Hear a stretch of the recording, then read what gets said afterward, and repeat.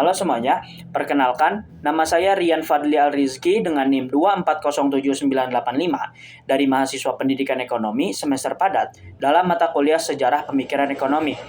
Pada kesempatan kali ini, izinkan saya ingin menjelaskan atau menerangkan seorang ekonom terkenal yang pada awalnya adalah seorang yang kaya raya, tetapi pada akhir hayatnya ia mengalami sengsara.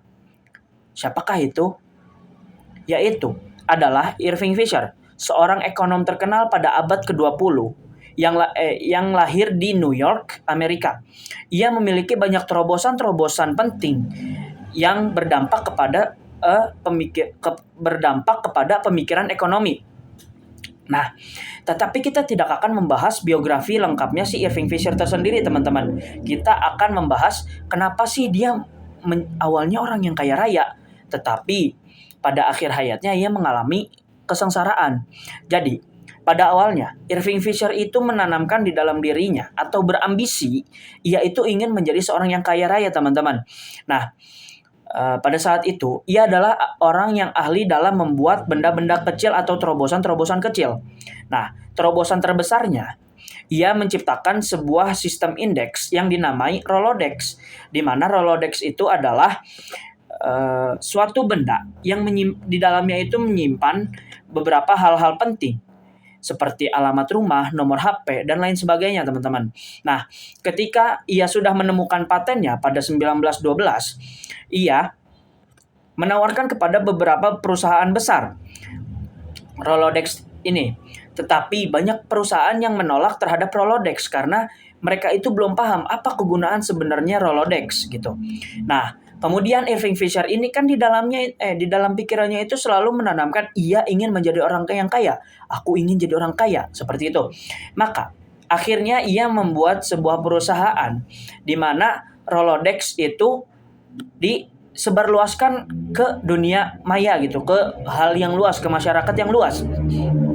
Nah, setelah ia merasa cukup atau sudah menjadi orang yang kaya raya, Irving Fisher menjual perusahaannya kepada orang lain dan mulai menanamkan hasil dari keuntungan menjual Rolodex itu perusahaannya kepada investasi-investasi di beberapa tempat yang besar dan juga yang kecil-kecilnya, teman-teman.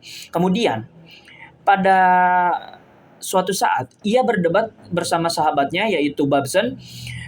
Babson mengatakan Wall Street ini akan terjadi yang namanya inflasi sampai crash. Nah, tetapi si Irving Fisher tersendiri, ia menganggap bahwasanya tidak akan terjadi inflasi besar dan crash. Pada beberapa tahun awal, Irving Fisher terbukti benar. Tetapi pada akhirnya, si Babson tersendiri mengalami perkiraannya adalah benar. Dan benar saja terjadi yang namanya Great Inflation atau inflasi besar gitu pada tahun itu. Kemudian setelah terjadinya Great Inflation itu, ternyata saham-saham yang ditaruh oleh Irving Fisher mengalami kekurangan atau menghilang atau bangkrut, teman-teman. Karena bank-bank juga mengalami kebangkrutan. Nah, pada saat itu, saat ia mengalami kebangkrutan, ia itu sempat meminjam uang kepada adik iparnya sekitar $750,000 dan ia itu memutar otaknya gimana cara saya ingin menjadi seorang yang kaya raya lagi. Tetapi semuanya gagal. Karena apa? Karena mungkin karena yang namanya udah bukan eranya lagi kalau zaman sekarang katanya gitu. Udah beda era lah gitu, seperti itu, teman-teman.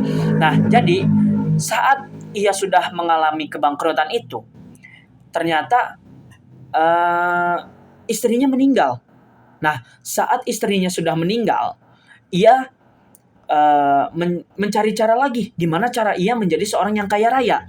Tetapi gagal semuanya. Nah, itu disebabkan karena ya orang-orang itu udah mulai tidak percaya terhadap Irving Fisher. Kemudian, setelah ia mengalami kegagalan tersebut, ia mengalami sakit dan dirawat di rumah sakit. Ketika ia dirawat di rumah sakit, ia mendapatkan surat bahwasanya ia harus membayar pajak sebesar $314.500, teman-teman. Nah, sesuai judul yang awal, saya katakan Irving Fisher ini awalnya adalah seorang yang kaya raya. Ia kaya raya karena ia menciptakan sistem indeks atau Rolodex yang akhirnya bisa digunakan oleh orang-orang luas yang ia sebarluaskan, dan ia merasa puas terhadap kekayaannya. Kemudian ia menjual perusahaannya. Terus ketika sudah kaya raya, ia merasa semuanya puas. Dia menginvestasikan semua uangnya ke dalam beberapa tempat investasi. Tapi ternyata pada tahun itu terjadi yang namanya inflasi besar atau Great Inflation. Nah, maka dapat dikatakan ia mengalami kebangkrutan. Nah, jadi kalau kita simpulkan dari ceritanya Irving Fisher ini,